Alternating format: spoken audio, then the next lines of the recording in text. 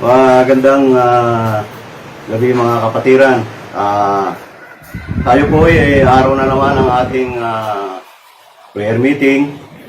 So, kailangan na naman po natin na magbasa ng ating banal na kasulatan para tayo po ay continuous na nagpipray sa Panginoon dahil alam naman natin na ang buhay ngayon ay napakahirap.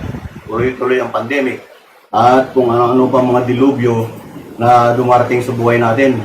So, huwag po tayong magsawang mag-pray araw-araw. So, tayo po ay bago magsimula, tayo po ay manalangin muna. Ang manaming Diyos na makapangyarihan sa lahat, Lord God, nagpapasalamat po kami sa gabi ito, Panginoon, at kami ay muli binigyan niyo ng time na kami, Panginoon, ay muli makapagbasa ng inyong banal na salita, Panginoon. Lord God, dalangin ko po na sa aking pong pagbasa ng inyong banal na salita, kayo po ang manguna. Tulungan niyo po ako, Panginoon, na ito po ay maipaliwanag sa aking mga kapatiran upang lahat kami, Panginoon, ay makaunawa, Lord, ng inyong banal na salita. Kaya sa gabi ito, Panginoon, hiniling ko po ang inyong basbas at ang inyong gabay sa aking Panginoon. Lord God, maraming salamat po po aking dalangin sa pangalan ni Kristo Jesus. Amen. Ngayon po, tayo po ay magbabasa ng ating banal na kasulatan. At ang ating pong title ngayon ay ang tagubilin tungkol sa panalangin. Ito po ay makikita natin sa Timoteo, 1 Timoteo 2, 1 hanggang 6. So, yun po ang ating ngayong topic na pag-uusapan dahil ito po ang tagubilin ni Apostol Pablo po kay Timoteo tungkol sa panalangin. Number 1 po, sa Timoteo 2, babasahin ko po. Una sa lahat, pinakikiusap kong paabutin ninyo sa Diyos ang inyong kahilingan, panalangin, pamanhik, pasasalamat, para sa lahat ng tao. So, yun po ang tagubilin sa atin ng ating Apostol Pablo. Na tayo po ay manalangin para po ipaabot sa ating Panginoon Diyos. Dahil kung hindi po tayo mananalangin sa ating Panginoon Diyos, kawawa tayo at hindi tayo magkakaroon ng kasagutan sa ating mga kahilingan. So, kinakailangan po paabutin natin ang ating panalangin sa atin pong Panginoon Diyos. So, huwag po tayong magatubili lagi na tayo po ay manalangin dahil noong pa man ay pinagbibilinan na tayo ng ating apostol na gawin ang mga bagay na ito. So, gaya nga po ng nasabi ko dito sa 1 Timothy 2:1 na ang sabi ay una sa lahat, pinakikiusap kong paabutin ninyo sa Diyos ang inyong kahilingan, panalangin, pamanhik, at pasasalamat sa lahat ng tao. So, manalangin tayo at kasama yung pasasalamat. Dahil yun po ang gusto ng ating Panginoon, na lagi po tayong lumapit sa Kanya, magpapasalamat tayo. Hindi yung pagkatapos natin matanggap yung isang bagay, kakalimutan na natin. Hindi po. Yun ang gusto ng Panginoon. Kailangan pag nanalangin tayo, lagi pong may pasasalamat. Para po sa lahat ng tao. So, dito po tayo sa Timothy 2:2. Tapos po, gayon din ang gawin ninyo para sa mga hari at mga may kapangyarihan upang makapamuhay tayo ng tahimik at payapa, marangal at may kapanalan. So, hindi po lamang tayo ay manalangin para sa pangsarili natin. Hindi po. Kailangan idalangin din natin ang mga hari, ang may kapangyarihan. So, ibig sabihin, lahat po ng may mga makapangyarihan, ipagpipray po natin. Tulad po ng nasabi dito, na ipanalangin natin ang mga may makapangyarihan. So, katulad po ng ating mga Pangulo natin, ipagpray po natin na siya po ay maggawa ng planong maganda para sa ating bayan, para sa ating magandang kinabukasan. Hindi yung tayo lang ang nanalangin para sa ating sarili, sa pamilya. Hindi po, kinakailangan po manalangin tayo, kasama natin yung may mga makapangyarihan tulad po ng mga pastor natin, kailangan po ipanalangin natin, mga kapatiran natin, mga lahat po ng mga leader, dapat po ay panalangin natin para sila po ay makapaggawa ng maayos para ang buhay natin ay maging marangal. Basahin ko po uli, ang sabi po sa number 2, gayon din ang gawin ninyo para sa mga hari, mga may kapangyarihan, upang makapamuhay tayo ng tahimik. So yan ang gustong mangyari ng Panginoon Diyos. Para makapamuhay tayo ng tahimik, kinakailangan ipagpipray din natin sila. Yung mga leaders natin, mga nagbabahagi ng mga salita ng Panginoon, kailangan ipagpipray natin na sila ay huwag pababayaan, huwag silang magkasakit, para sila ay patuloy na magbahagi ng salita ng Diyos. Dahil yun ang gusto ng Panginoon para tayo po ay makapamuhay ng marangal at tahimik at mapayapa. Sa ating verse 3 po, ay ito naman po ang sinasabi. Ito ang mabuti at nakalulugod sa Diyos na ating tagapagligtas. So, yun po ang gusto ng Panginoon. Yun ang gusto niya mangyari. Dahil sabi niya nga, ito ang nakabubuti at nakalulugod sa ating Panginoon Diyos. So, kinakailangan po, lahat po yan ipag-pray natin. Hindi po yung tayo-tayo lang nag-pray na magpamilya. Pwede yun sa devotion nyo na mag-pray kayong pamilya. Pero pag tayo po ay ganitong sitwasyon, kailangan po ipag-pray din natin sila kasi kailangan natin sila ngayon. Alam naman natin na ang buhay ngayon ay napakahirap.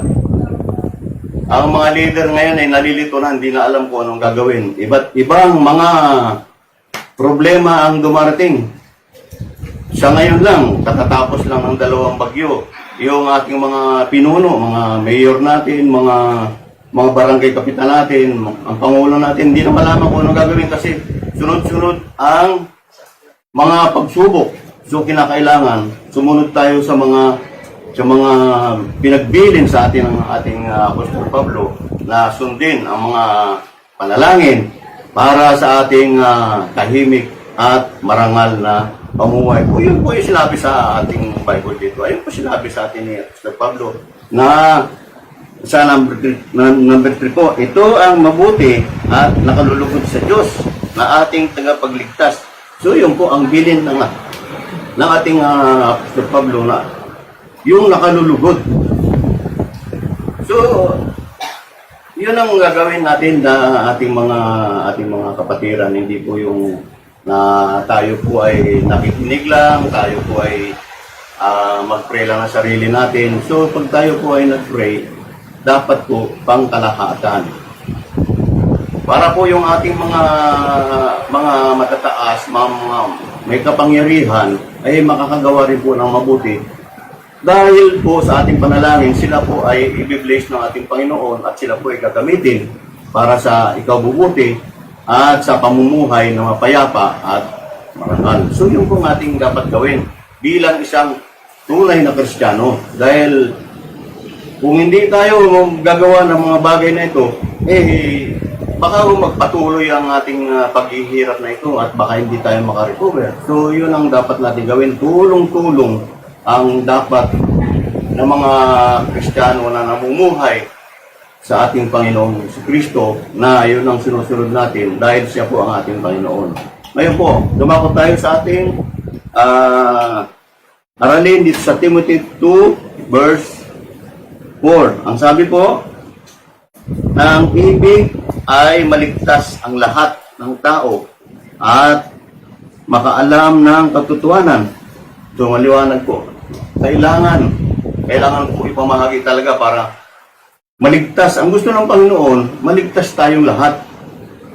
Para mamuhay tayo ng mapayapa at marangal. Kaya gusto ng Panginoon, lahat tayo ay maligtas.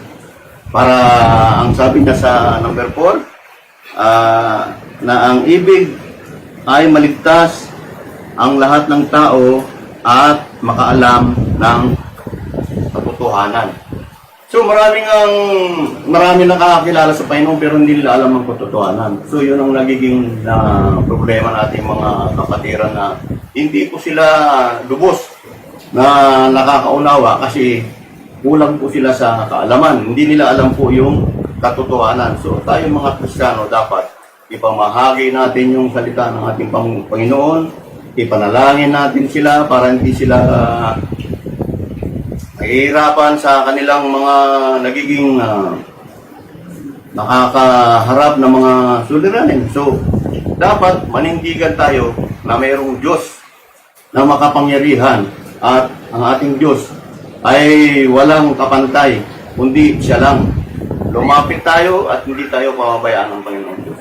So dako tayo sa ating aralin dito sa Timothy 2 verse 5. Ang sabi po, sapagkat iisa ang Diyos at iisa ang tagapamagitan sa Diyos at sa mga taong si Jesucristo. So isa lang ang tagapamamagitan po sa atin, kundi ang ating Panginoon Diyos. Kaya tayo po ay gumagawa ng ganito dahil tayo po ay naniniwala sa mga salita ng ating Panginoon dahil ang Diyos ay isa, pagkatapos po ay siya lang ang namamagitan sa Diyos at sa tao. Sabi nga po sa John 14:6, di ba ma'am? Siguro kabisado na natin yung verse na yan. Ang sabi, di ba?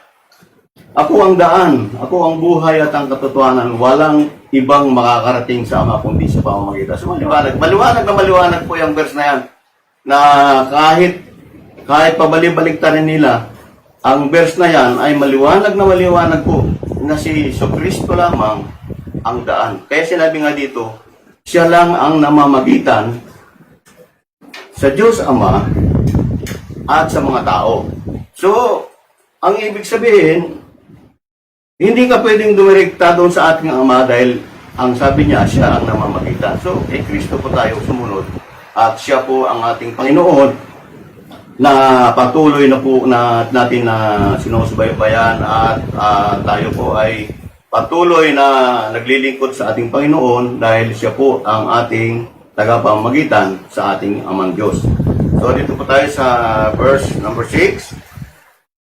Ang sabi po dito, na naghandog ng kanyang buhay upang tubusin ang lahat. Siya ang katunayan na ng banal layunin ng Diyos at nahayag sa takdang panahon. So, nangyari po yun. Nangyari po yun ang gusto ng Panginoon Diyos. Na siya po, siya lang po ang nagtubos. Inako niya lahat po, inako. Ang lahat ng ating mga pagkakamali, ang lahat ng ating mga kasalanan, inako ng Panginoon Diyos. At siya po ay naipako sa cross ng Kalbaryo, Panginoon, ay talagang napaka-gatis ka talaga. Wala nang ibang katulad sa inyo, Panginoon.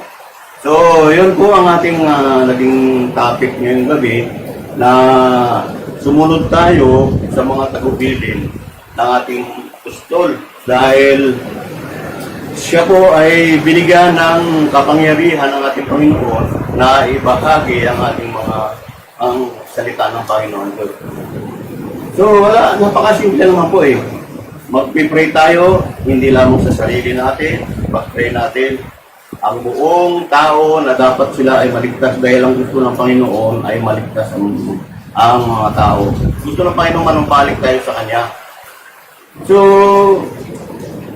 ang ating paraan doon ay ipag-pray natin sila, lalo na dito sa pinagpili ni Apostol Pablo, na ipag-pray natin ang may mga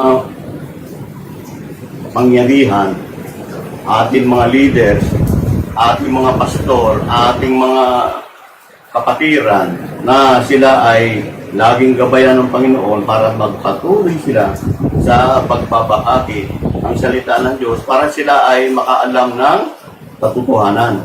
Dahil sila ay hindi nila naunawaan yung mga bagay-bagay na ito kasi hindi sila masyadong nakikinig sa mga salita ng Diyos. Bagkus, inuuna pa nila yung mga ibang gawain. So, tayo mga Kristiyano na nagtsatsaga na ipamahagi ang ating salita, ang salita ng Diyos, ay yun po ang dapat natin gawin. Ipag-pray natin yung mga kapatiran natin, ipag-pray natin yung may mga sakit, dahil ang Panginoon ay hindi naman po nagkukulang sa atin. Lagi po siyang nakahanda sa lahat ng bagay. basta tayo po ay tapat sa Panginoon, dahil ang Panginoon po ang namamagitan sa ating Diyos Ama, dahil siya po ang nag-ako ng lahat ng mga kasalanan natin. So, ang Panginoong Hesus ang ating tagapamagitan. Maliwanag naman po sinabi doon sa John 14:6 na sabi nga siya ang daan, siya ang buhay at ang wala pong makakarating sa Ama kundi sa pamamagitan niya. So, napakaliwanag po dahil yun ang kanyang sinabi doon sa John 14:6. So, tayo po ay patuloy sa ating mga aral at doon nga doon sa may number 6 natin na nagandog ng kanyang buhay upang tubusin ang lahat. So, si Kristo po ang naghandog ng kanyang buhay para tubusin tayo sa halip na tayo ang parurusahan ng ating Ama, ay hindi po inako lahat ni Kristo yun. So, dapat magpasalamat tayo sa Panginoong Hesus dahil siya po ang ating Panginoon na umako sa lahat ng ating mga pagkakasala, lahat ng paghihirap po, lahat ng dinanas ng ating Panginoon. Kung tayo po ay baka 2 minuto lang, hindi tayo tatagal. Pero ang Panginoon po, tinanggap niya lahat yun. Pati pagpasa ng krus, pati paglalakad sa mga mababato, pati sa pagpako. Wala pong hinaing ang Panginoon. Lahat po yung tinanggap para po sa atin dahil mahal na mahal tayo ng Panginoon. Kaya sa gabing ito, kami po ay nagpapasalamat at naway mabigyan kayo ng magandang salita tungkol sa tagubilin ng ating Panginoon. Salamat siya. Ngayon po, balik tayo. Ngayon naman po ay dadako tayo sa ating magpipray ngayon ng ating mga prayer request dahil meron tayong mga kapatiran. Ina-introduce ko po ang ating kapatid na si Geraldine. Isang mapagpalang gabi po sa ating lahat. Ngayon po, samahan niyo akong manalangin. Iyuko po natin ang ating ulo at ipikit po natin ang ating yes, Lord Panginoon, Ikaw lamang Ama, ang aming pinupuri, Lord, sinasamba at pinararangalan. Panginoon, patawarin mo kami, Lord God, sa lahat, Panginoon, ng mga nagagawa po naming pagkakasala. Humihingi nga po kami, Lord God, ng kapatawaran. Panginoon, ipinapanalangin po namin sa iyo, Lord, ang bawat isa, Panginoon, na magkaroon sila, Lord God, ng daily devotion, Panginoon, na sa kanilang pang-araw-araw na gawain, Panginoon, is Ikaw lamang po, Lord God, ang kanilang unahin.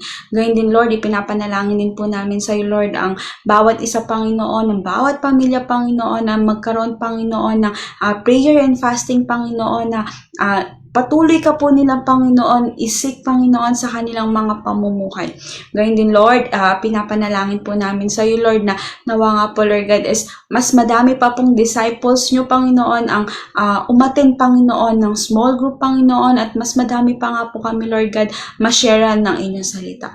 Panginoon, salamat po, Lord God, sa lahat, Panginoon, ng blessings na pinagkakaloob mo nga po, Panginoon, sa amin, Lord. Panginoon, Ikaw lamang po, Lord, ang aming pinupuri, sinasamba at pinararangalan. Ito pong aming dalangin. In Jesus' name we pray. Amen. At ngayon naman po ay ang ating pangalawang mananalangin ay ang ating kapatid na si Lynn. Hi! So, ako ulit yung mga kasama nyo para sa second prayer point natin.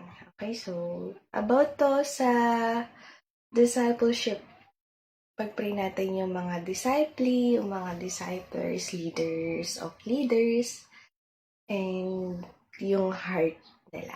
Okay, so samahan niyo ako. Okay, let's pray.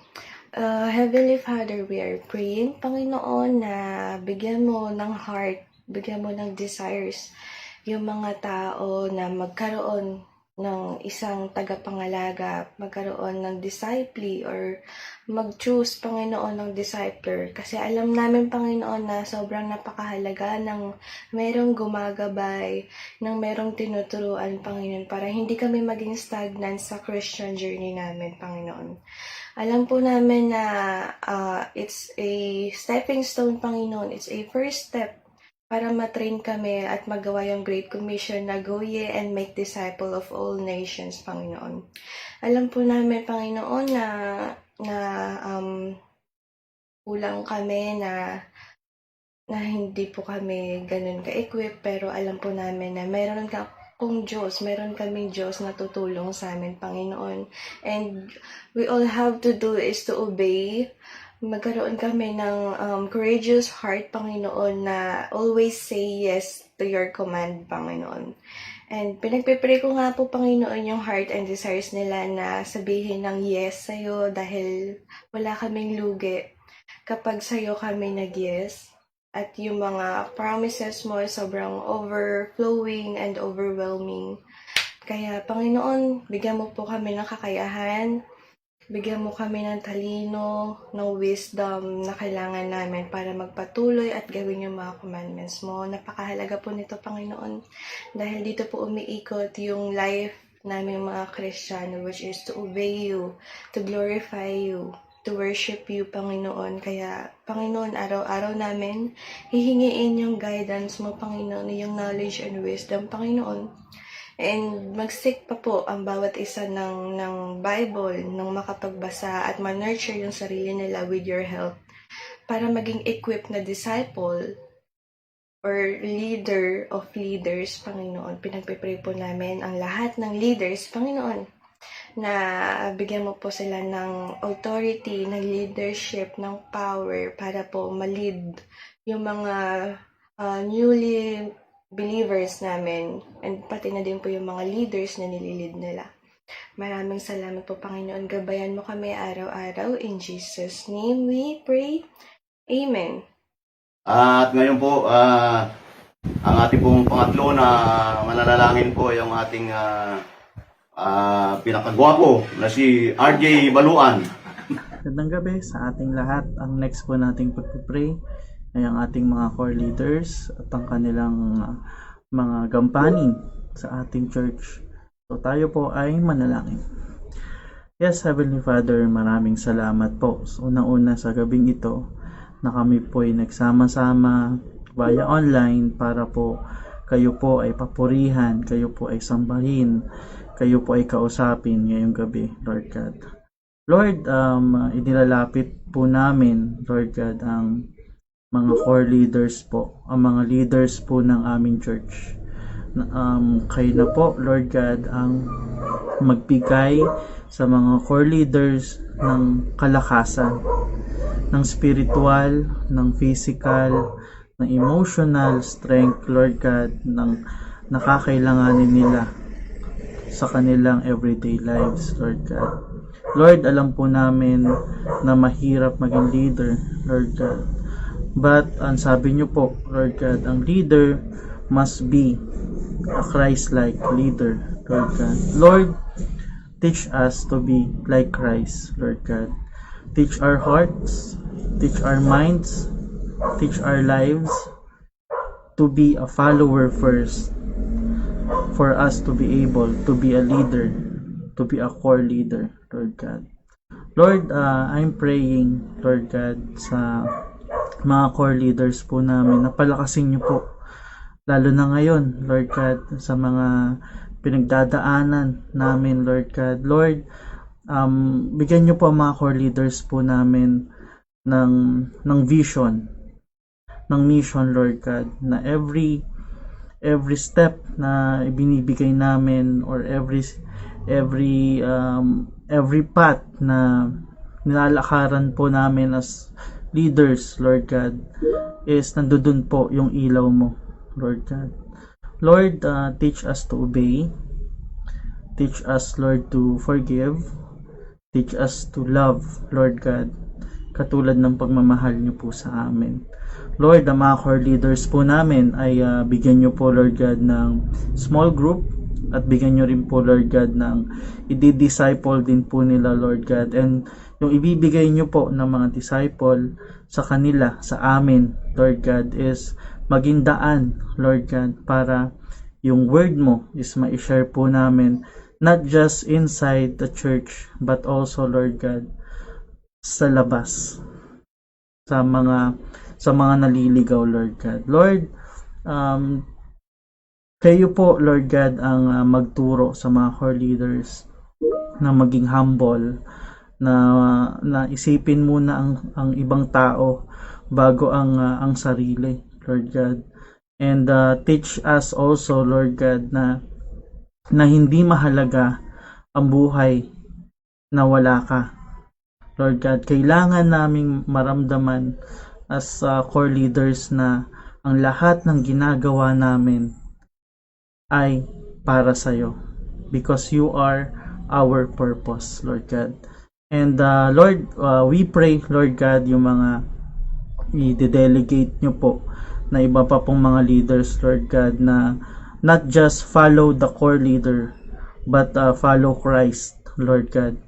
Follow your Son, because your Son is the best example, Lord God, of a good and perfect leader. Maraming salamat po, Lord God, sa gabing ito. Maraming salamat, Lord God, sa mensahe na narinig po namin, Lord God, and naway tumatak po sa mga isip at puso po namin ang napag-aralan po namin. Maraming salamat, Lord God, sa kabutihan mo, sa pagmamahal mo, Lord God. Even we don't deserve your love, you still love, Lord God. Maraming salamat. Ito lamang aming samot dalangin sa pangalan ni Jesus. Amen.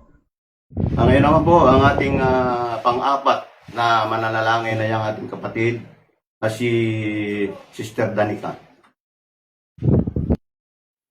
Hello po, magandang gabi ulit sa ating lahat. Ngayon po, muli niyo akong samahan na ipagdasal ang revival at transformation ng ating bansa. So, tara na po. Let's pray. Yes, Lord God, Heavenly Father, Panginoon, maraming salamat po muli sa gabing itong pinagkaloob mo sa bawat isa, Panginoon. Maraming salamat, Panginoon, sa opportunity na muli ay pinagkaloob mo sa amin para muling ma-remind at matuto ng mga turo mo, Lord God. Lord, we are also thankful para sa lahat ng blessings and protection na pinupuspos mo at pinapadama mo sa amin sa araw-araw, Lord God. Lord, nandito po kami muli, ang iyong mga anak, Panginoon. We are humbly asking for your guidance, Panginoon. Hindi lang po para sa amin, kundi para po sa aming bayan ng Angono, Panginoon, at karating pa probinsya nito, Panginoon. We are praying, Panginoon, na nawa po ay gabayan mo po ang aming bayan upang unti-unting makabangon po sa pandemyang ito, Lord God. Lord, we are praying po na sana puspusin mo po ng iyong pagmamahal at proteksyon ng mga government officials nito. Gayon na din po, pagkalooban mo po nawa sila ng knowledge and wisdom, Lord, para makapag-desisyon sila ng mga bagay na naaayon sa pandemyang ito, Panginoon, at sa mga bagay pa na makakatulong sa aming bayan upang mas mabago at mas mapaunlad pa ito, Lord God. Lord, nawa po, bigyan mo po ng puso ang bawat government officials na puso na unselfish na naglilingkod sa kanilang bayan, Panginoon. Puso na nagbibigay, Panginoon, para sa kanilang bayan, Panginoon.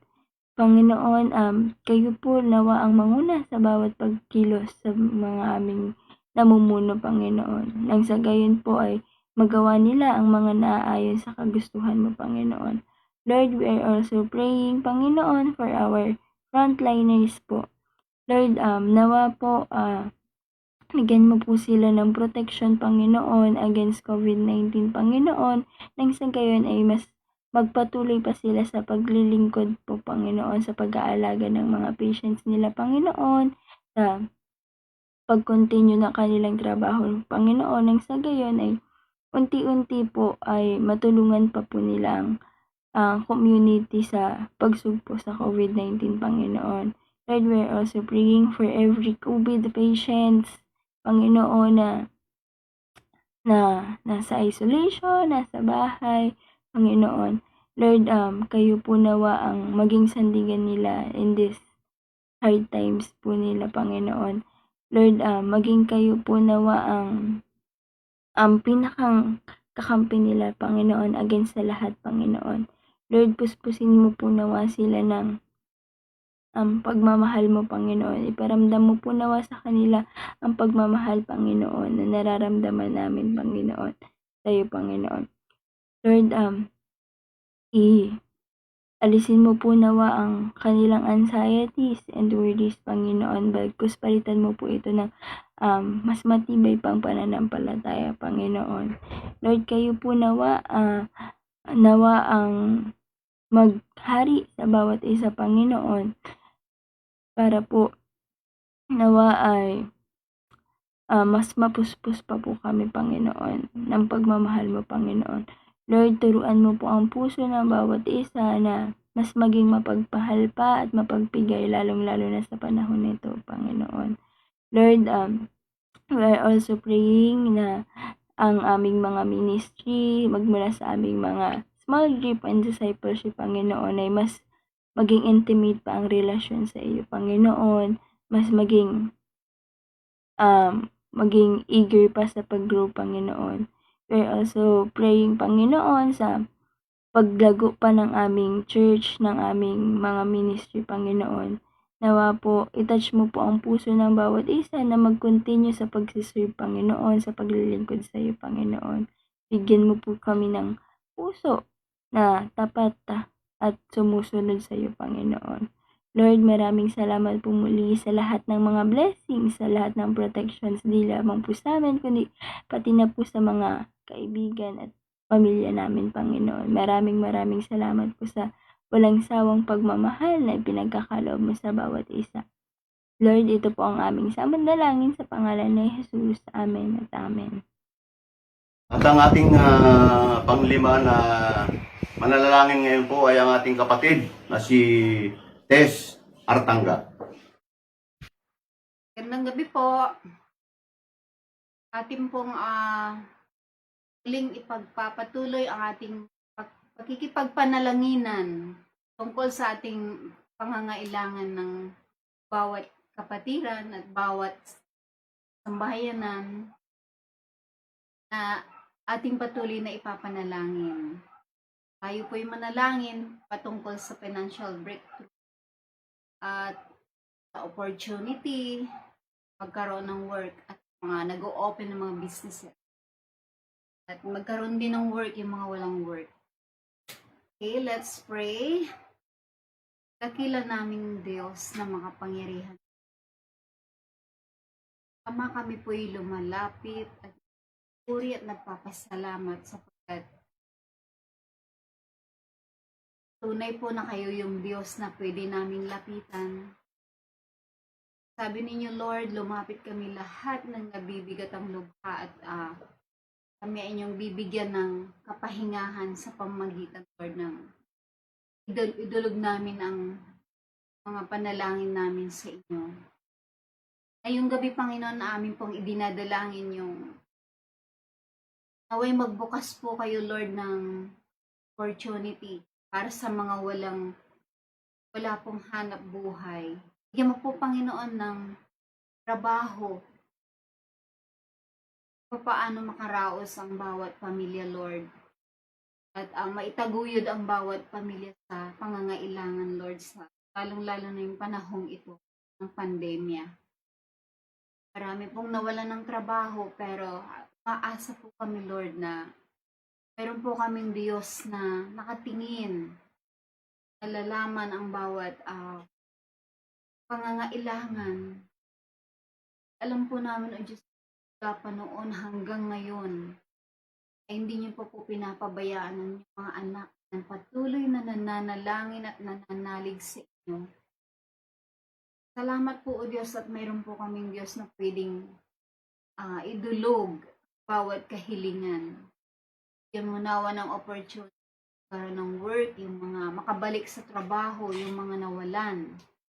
At maging bumukas muli ang mga business ng mga business, oh God.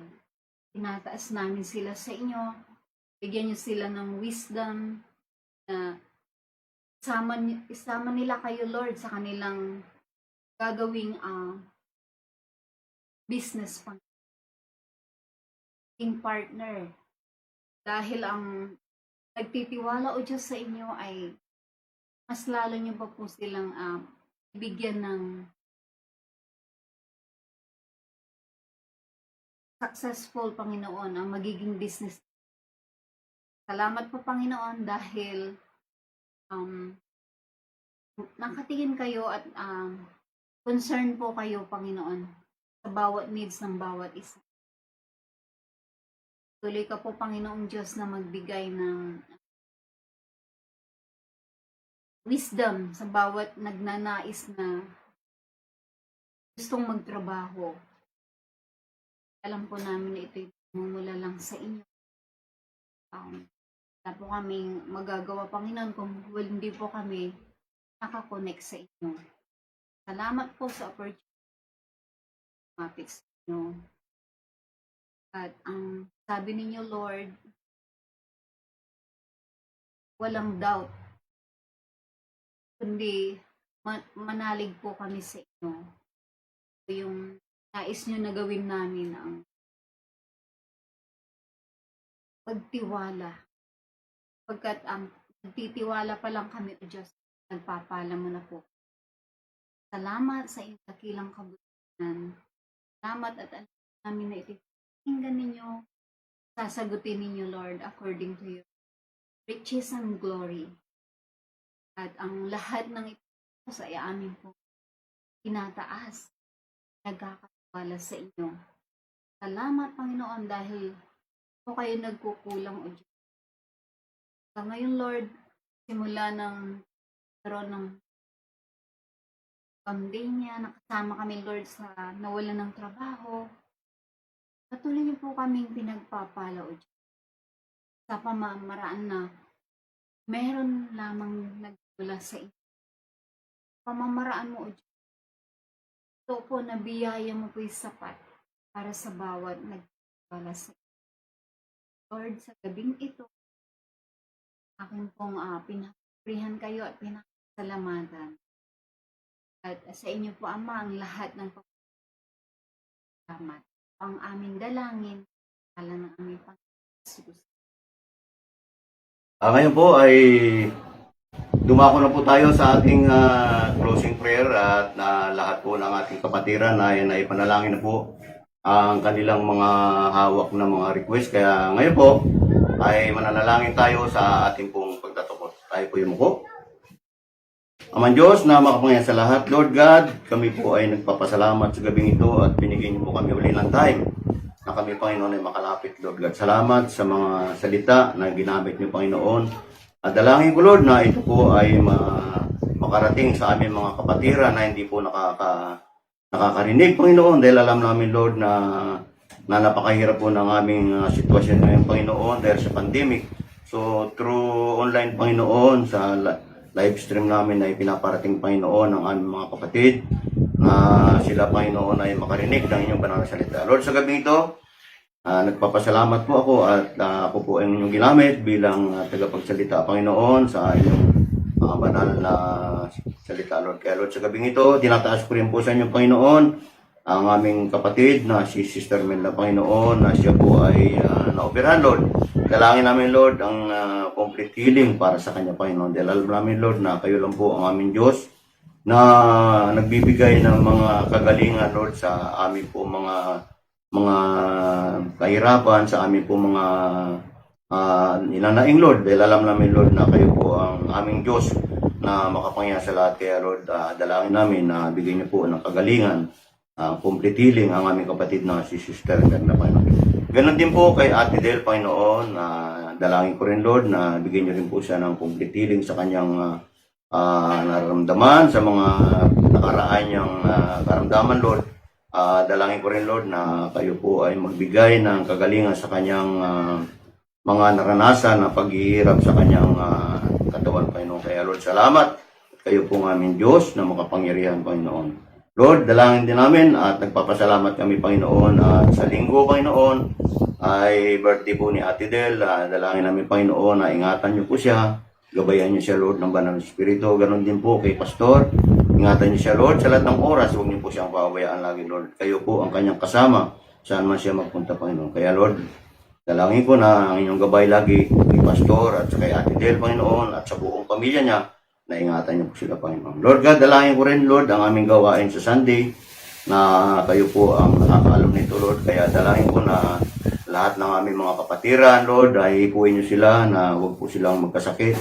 Pag po sila, Panginoon, ay bigyan niyo ng desire na sila ay pumunta po doon sa church upang makinig ng inyong banal na salita. Kaya, Lord, dalangin namin ang inyong pag-iingat sa bawat isa sa kanila, Panginoon. Ganon din, Lord, sa buong pamilya ko.